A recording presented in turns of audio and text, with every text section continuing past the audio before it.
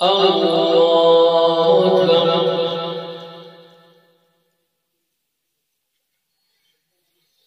الحمد لله رب العالمين الرحمن الرحيم مالك يوم الدين إياك نعبد وإياك نستعين اهدنا الصراط المستقيم صراط الذين أنعمت عليهم غير المغضوب عليهم ولا الضالين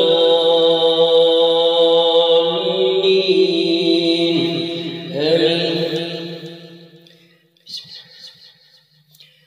حامين تنزيل الكتاب من الله العزيز الحكيم ما خلقنا السماوات والأرض وما بينهما إلا بالحق وأجل مسمى والذين كفروا عما أنذروا معرضون. قل أرأيتم ما تدعون من دون الله أروني ماذا خلقوا من الأرض أم لهم شرك في السماوات ائتوني بكتاب من قبل هذا أو أثارة من علم إن كنتم صادقين. ومن أضل ممن يدعو من دون الله من لا يستجيب له إلى يوم القيامة وهم عن دعائهم غافلون. وإذا حشر الناس كانوا لهم أعداء وكانوا بعبادتهم كافرين. وإذا تتلى عليهم آياتنا بينات قال الذين كفروا للحق لما جاءهم هذا سحر مبين أم يقولون افتراه قل إن افتريته فلا تملكون لي من الله شيئا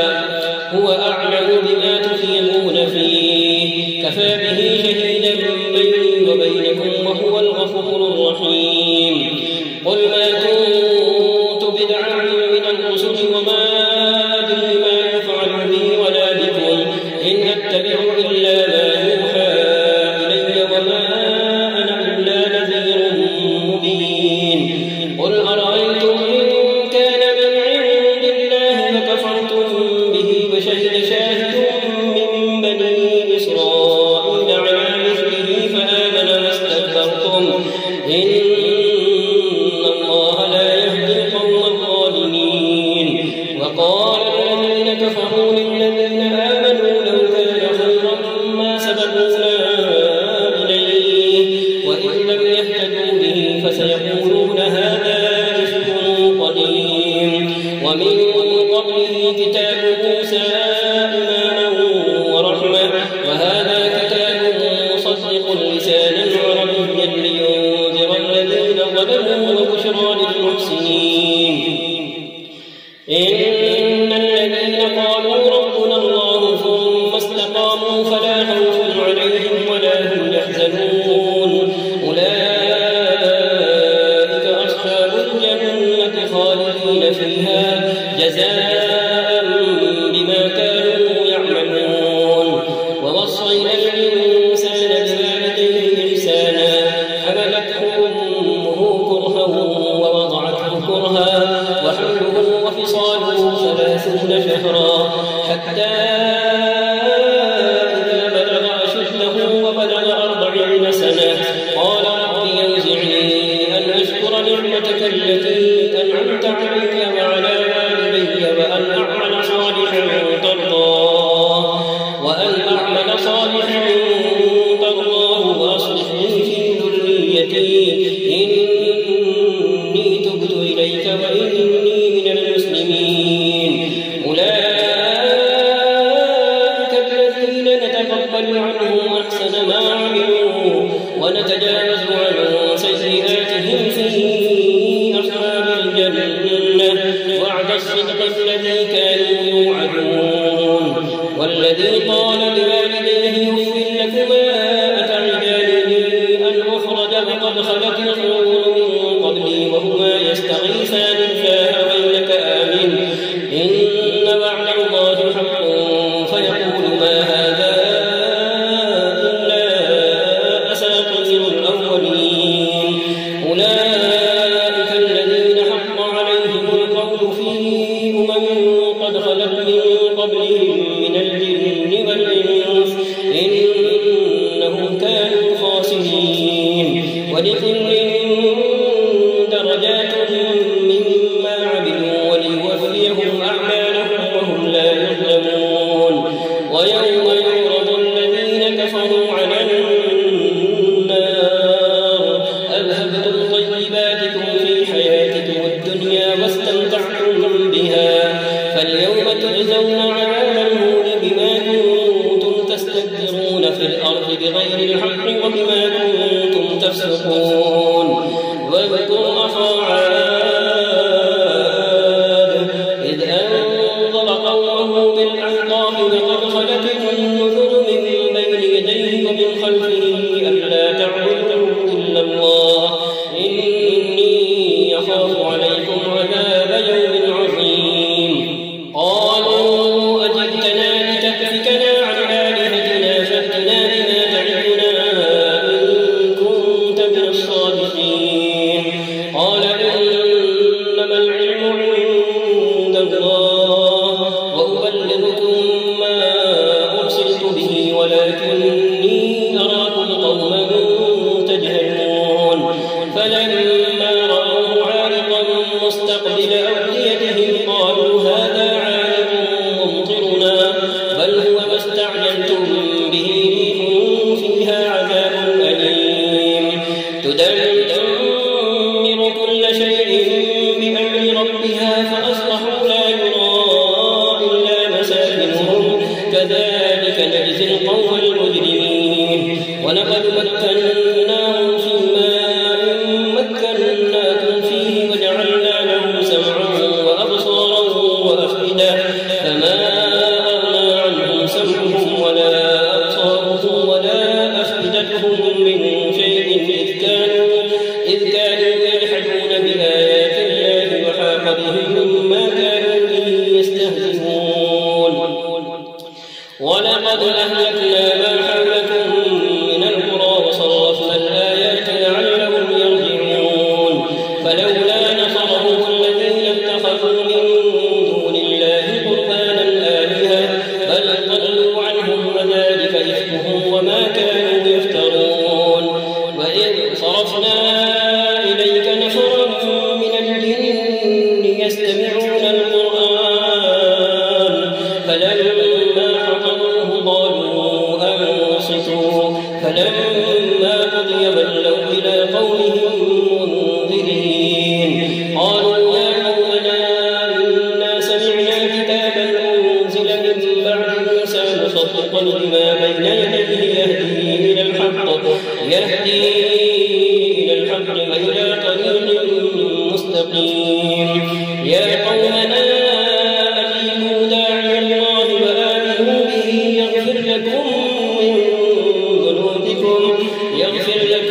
من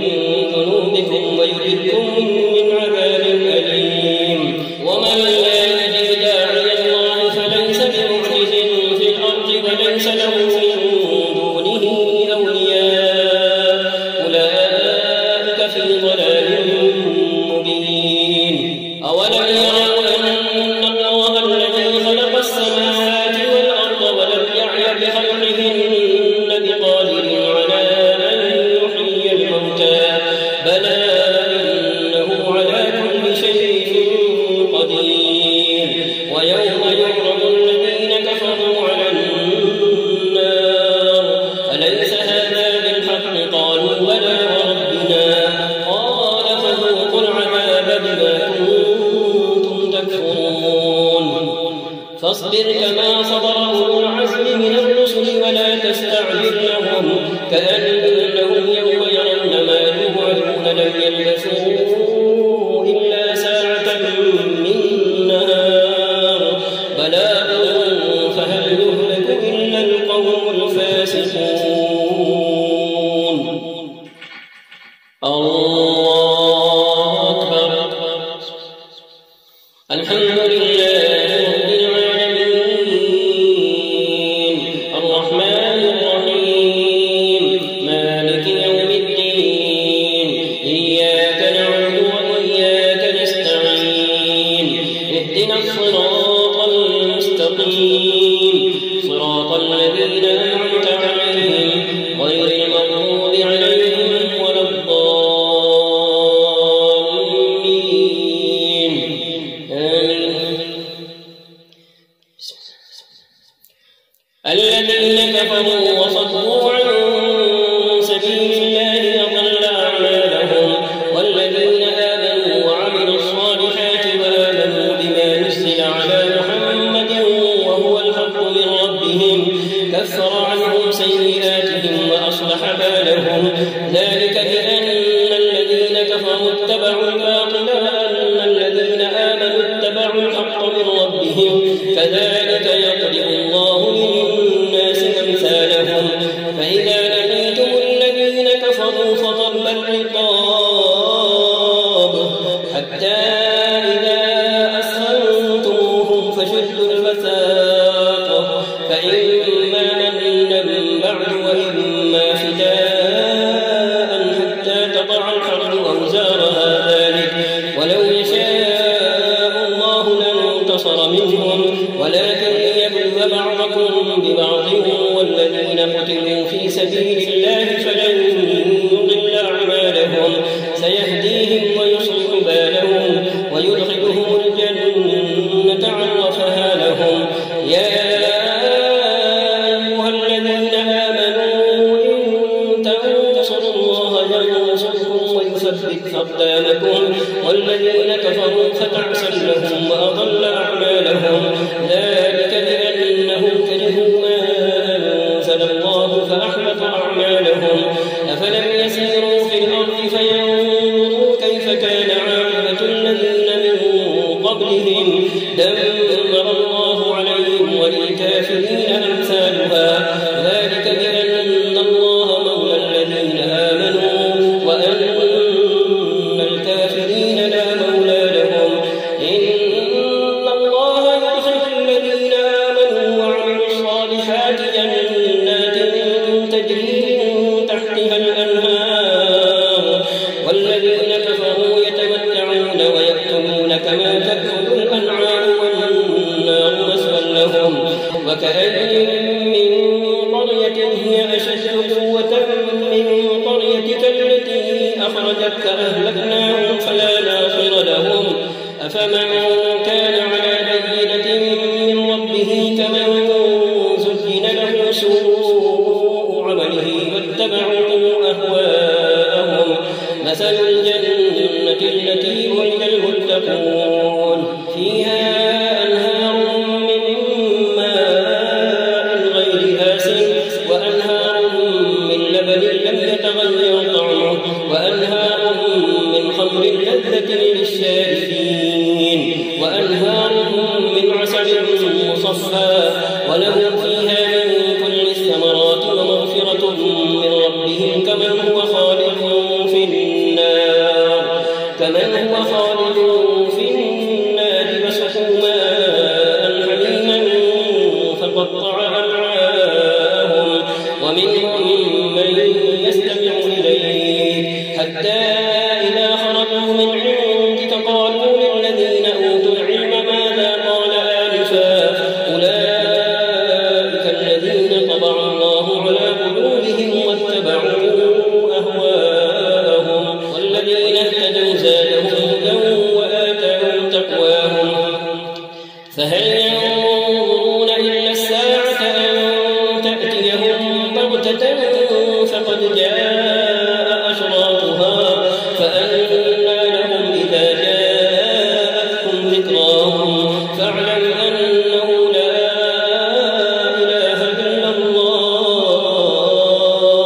واستغفر لذنبك وللمؤمنين والمؤمنات والله يعلم متقلبكم ومثواكم ويقول الذين آمنوا لولا نزلت سورة فإذا أنزلت سورة محكمة وذكر فيها القتال رأيت الذين في قلوبهم مرض ينظرون إليك نظر المغشي عليه من الموت فأولى لهم طاعة وقول معروف فإذا عزم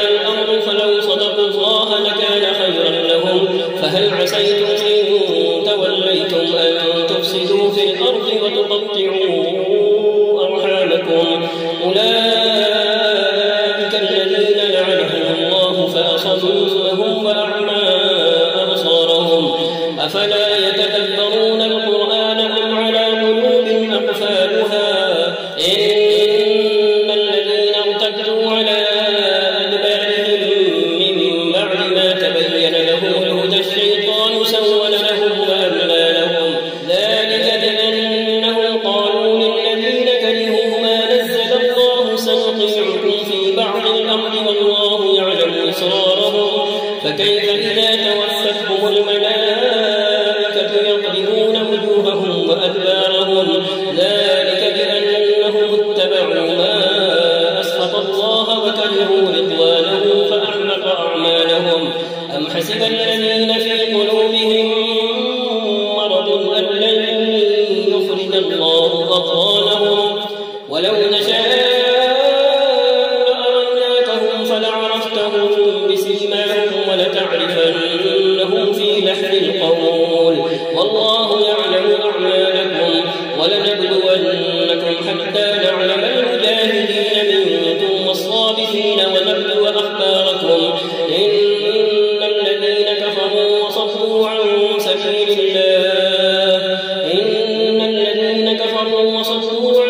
سبيل الله وشاقوا الرسول من بعد ما تبين لهم الهدى لن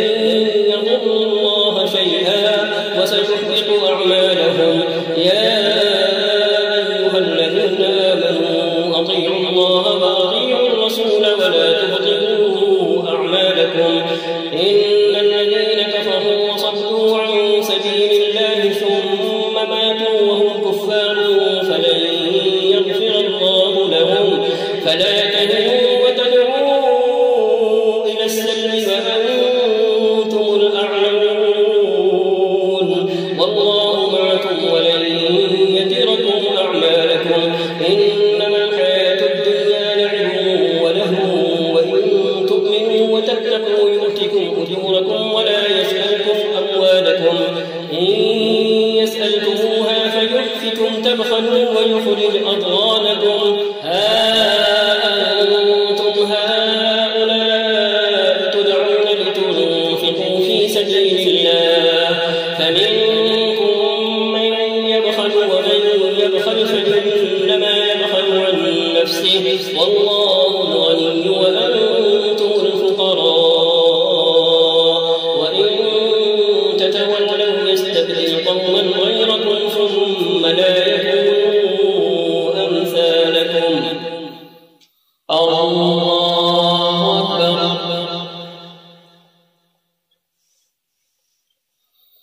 الحمد لله رب العالمين الرحمن الرحيم مالك يوم الدين إياك نعبد وإياك نستعين اهدنا الصراط المستقيم صراط الذين أنعمت عليهم غير المغضوب عليهم ولا الضالين آمين إنا فتحنا لك فتحا مبينا ليغفر لك الله ما تقدم من ذنبك وما تأخر ويتم نعمته عليك ويهديك صراطا مستقيما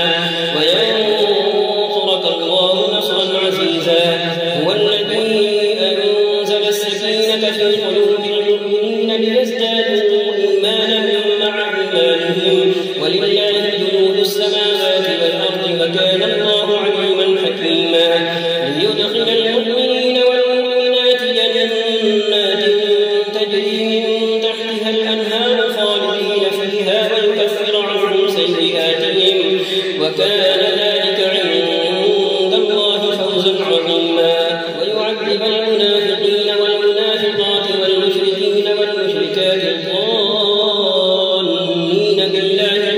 ظن السوء عليهم دائرة السوء وغضب الله عليهم ولعنهم وأعد لهم جهنم وساءت مصيرا ولله جنود السماوات والأرض وكان الله عزيزا حكيما إنا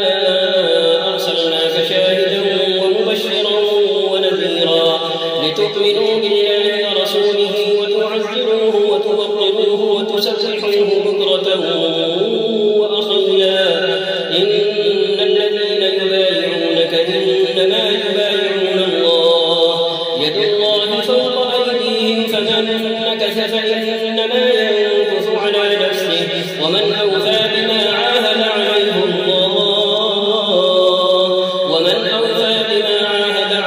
الله فسيؤتيه أجرا عظيما. سيقول لك المخلفون من الأعراب شغلتنا أموالنا وأهلنا فاستغفر لنا يقولون بألسنتهم ما ليس في قلوبهم قل فمن يملك لكم من الله شيئا إن أراد بكم ضرا أو أراد بكم نفعا بل كان الله بما تعملون خبيرا. بل ظننتم أن لن ينقلب الرسول والمؤمنون إلى أهلهم أبدا وزين ذلك في قلوبكم وظننتم ظن السوء وكنتم قوما بورا. ومن لم يؤمن بالله ورسوله فإنا أعتدنا للكافرين سعيرا. ولله ملك السماوات والأرض يغفر لمن يشاء ويعذب من يشاء وكان الله غفورا رحيما. سيقول المخلفون إذا انطلقتم إلى مغانم لتأخذوها ذرونا نتبعكم يريدون أن يبدلوا كلام الله قل لن تتبعونا كذلكم قال الله من قبل فسيقولون بل تحسدوننا بل كانوا لا يفقهون إلا قليلا. قل للمخلفين من الأعراب ستدعون إلى قوم أولي بأس شديد تقاتلونهم أو يسلمون فإن تطيعوا يؤتكم الله أجرا حسنا وإن تتولوا كما توليتم من قبل يعذبكم عذابا أليما. ليس على الأعمى حرج ولا على الأعرج حرج ولا على المريض حرج ومن يطع الله ورسوله يدخله جنات تجري من تحتها الأنهار ومن يتولى يعذبه عذابا أليما. لقد رضي الله عن المؤمنين إذ يبايعونك تحت الشجرة فعلم ما في قلوبهم فأنزل السكينة عليهم وأثابهم فتحا قريبا ومغانم كثيرة يأخذونها وكان الله عزيزا حكيما. وعدكم الله مغانم كثيرة تأخذونها فعجل لكم هذه وكف أيدي الناس عنكم ولتكون آية للمؤمنين ويهديكم صراطا مستقيما. وأخرى لم تقدروا عليها قد أحاط الله بها وكان الله على كل شيء قديرا. ولو قاتلكم الذين كفروا لولوا الأدبار ثم لا يجدون وليا ولا نصيرا. سنة الله التي قد خلت من قبل ولن تجد لسنة الله تبديلا. وهو الذي كف أيديهم عنكم وأيديكم عنهم ببطن مكة من بعد أن أظفركم عليهم وكان الله بما تعملون بصيرا. هم الذين كفروا وصدوكم عن المسجد الحرام والهدي معكوفا أن يبلغ محله ولولا رجال مؤمنون ونساء مؤمنات لم تعلموهم أن تطؤوهم فتصيبكم منهم معرة بغير علم ليدخل الله في رحمته من يشاء. لو تزينوا لعذبنا الذين كفروا منهم عذابا أليما. إذ جعل الذين كفروا في قلوبهم الحمية حمية الجاهلية فأنزل الله سكينته على رسوله وعلى المؤمنين وألزمهم كلمة التقوى وكانوا أحق بها وأهلها وكان الله بكل شيء عليما. لقد صدق الله رسوله الرؤيا بالحق لتدخلن المسجد الحرام إن شاء الله آمنين محلقين رؤوسكم ومقصرين لا تخافون فعلم ما لم تعلموا فجعل من دون ذلك فتحا قريبا هو الذي أرسل رسوله بالهدى ودين الحق ليظهره على الدين كله وكفى بالله شهيدا محمد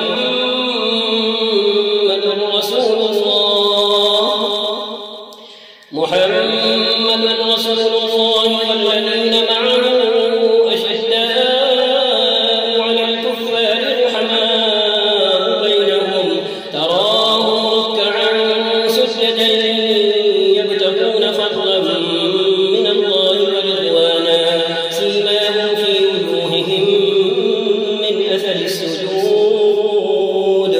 ذلك مثلهم في التوراة ومثلهم في الإنجيل كزرع أخرج شطأه فآزره فاستغلظ فاستوى على سوقه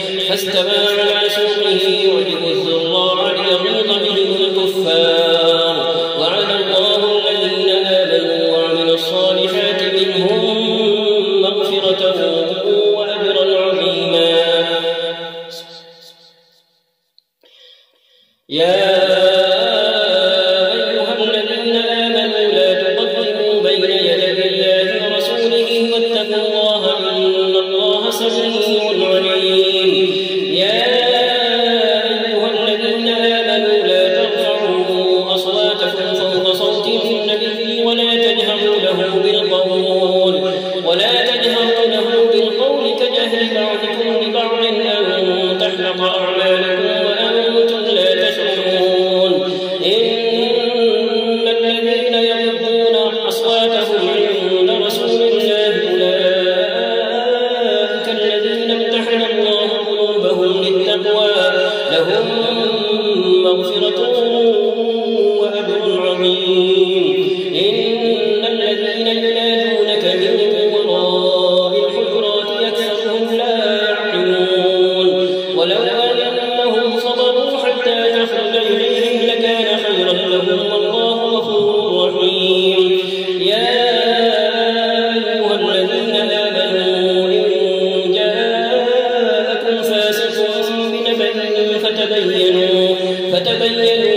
أن تصيبوا قوما بجهالة فتصبحوا على ما فعلتم نادمين واعلموا أن فيكم رسول الله لو يطيعكم في كثير من الأمر لعنتم ولكن الله حبب إليكم الإيمان وزينه في قلوبكم وكره إليكم الكفر والفسوق والعصيان أولئك هم الراشدون فضلا من الله ونعمه والله عليم حكيم وإن طائفتان من المؤمنين اقتتلوا فأصلحوا بينهما فإن بغت إحداهما على الأخرى فقاتلوا التي تبغي حتى تفيء إلى أمر الله فإن فاءت فأصلحوا بينهما بالعدل وأقسطوا إن الله يحب المقسطين إنما المؤمنون إخوة فأصلحوا بين أخويكم واتقوا الله لعلكم ترحمون يا أيها الذين آمنوا لا يسخر قوم من قوم عسى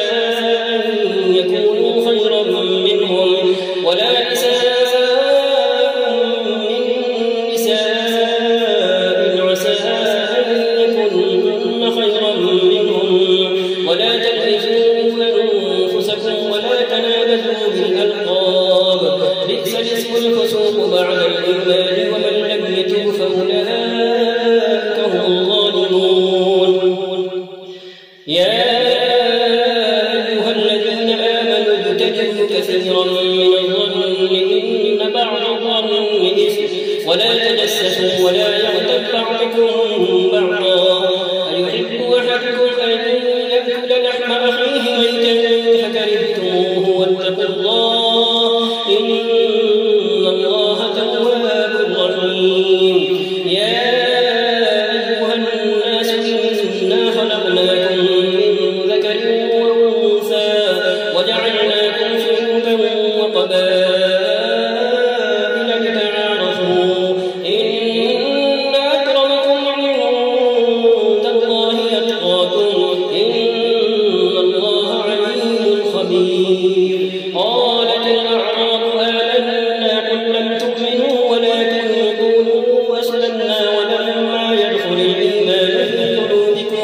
وإن تطيعوا الله ورسوله لا يلدكم من أعمالكم شيئا إن الله غفور رحيم إنما المؤمنون الذين آمنوا بالله ورسوله ثم لم يرتابوا وجاهدوا بأموالهم وأنفسهم في سبيل الله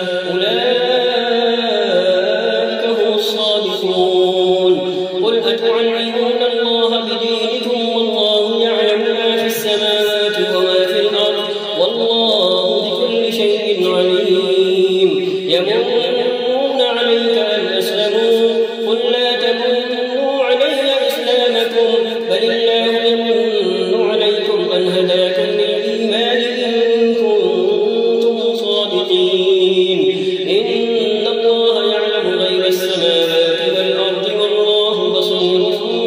بما تعملون الله أكبر الحمد لله رب العالمين الرحمن الرحيم مالك يوم الدين إياك نعبد وإياك نستعين اهدنا الصراط المستقيم صراط الذين أنعمت عليهم غير المغضوب عليهم ولا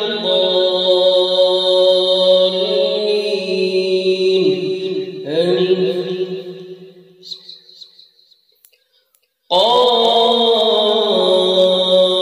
والقرآن المجيد بل عجبوا أن جاءهم منذر منهم فقال الكافرون هذا شيء عجيب أإذا متنا وكنا ترابا ذلك رجع بعيد قد علمنا ما تنقص الأرض منهم وعندنا كتاب حفيظ بل كذبوا بالحق لما جاءهم فهم في أمر مريج أفلم ينظروا إلى السماء فوقهم كيف بنيناها وزيناها وما لها من فروج والأرض مددناها وألقينا فيها رواسي وأنبتنا فيها من كل زوج بهيج تبصرة وذكرى لكل عبد منيب ونزلنا من السماء ماء مباركا فأنبتنا به جنات وحب الحصيد والنخل باسقات لها طلع نضيد رزقا للعباد وأحيينا به بلدة ميتا كذلك الخروج كذبت قبلهم قوم نوح وأصحاب الرس وثمود وعاد وفرعون وإخوان لوط وأصحاب الأيكة وقوم تبع كل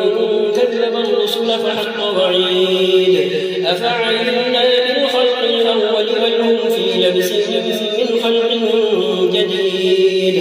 ولقد خلقنا الإنسان ونعلم ما توسوس به نفسه ونحن أقرب إليه من حبل الوريد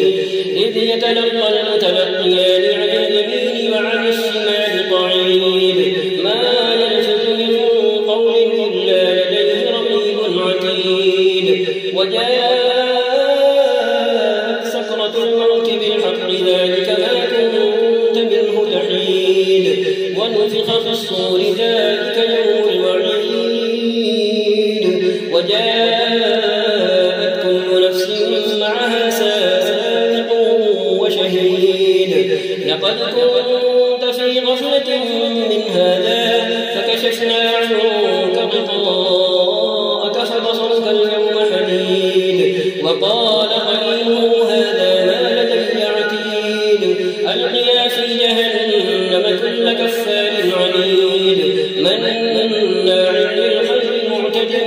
مريب الذي جعل مع الله إلها آخر فألقياه في العذاب الشديد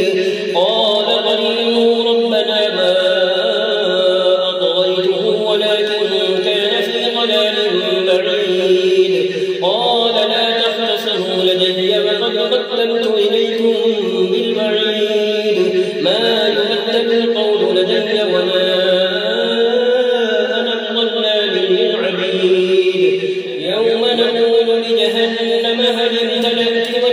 فقولوا هل من مزيد وأزلفت الجنة للمتقين غير بعيد هذا ما توعدون لكل أواب حفيظ من خشي الرحمن بالغيب وجاء بقلب منيب ادخلوها بسلام ذلك يوم الخلود لهم ما يشاءون فيها ولدينا مزيد وكم أهلكنا قبلهم من قرن هم أشد منهم بطشا فنقبوا في البلاد هل من محيص إن في ذلك لذكرى لمن كان له قلب أو ألقى السمع وهو شهيد ولقد خلقنا السماوات والأرض وما بينهما في 6 أيام وما مسنا من لغوب فاصبر على ما يقولون وسبح بحمد ربك قبل طلوع الشمس وقبل الغروب ومن الليل فسبحه وأدبار السجود واستمع يوم ينادي المنادي من مكان قريب يوم يسمعون الصيحة بالحق ذلك يوم الخروج إنا نحن نحيي ونميت وإلينا المصير يوم تشقق الأرض عنهم سراعا ذلك حشر علينا يسير نحن أعلم بما يقولون وما أنت عليهم بجبار فذكر بالقرآن من يخاف وعيد والذاريات ضرا فالحاملات وقرا فالجاريات يسرا فالمقسمات أمرا إنما توعدون لصادق وإن الدين لواقع والسماء ذات الحبك إنكم لفي قول مختلف يؤفك عنه من أفك قتل الخراصون الذين هم في غمرة ساهون يسألون أيان يوم الدين يوم هم على النار يفتنون ذوقوا فتنتكم هذا الذي كنتم به تستعجلون إن المتقين في جنات وعيون آخذين ما آتاهم ربهم إنهم كانوا قبل ذلك محسنين كانوا قليلا من الليل ما يهجعون وبالأسحار هم يستغفرون وفي أموالهم حق للسائل والمحروم وفي الأرض آيات للموقنين وفي أنفسكم أفلا تبصرون وفي السماء رزقكم وما توعدون فورب السماء والأرض إنه لحق مثل ما أنكم تنطقون هل أتاك حديث ضيف إبراهيم المكرمين إذ دخلوا عليه فقالوا سلاما قال سلام قوم منكرون فراغ إلى أهله فجاء بعجل سمين فقربه إليهم قال ألا تأكلون فأوجس منهم خيفة قالوا لا تخف وبشروه بغلام عليم فأقبلت امرأته في صرة فصكت وجهها وقالت عجوز عقيم قالوا كذلك قال ربك إنه هو الحكيم العليم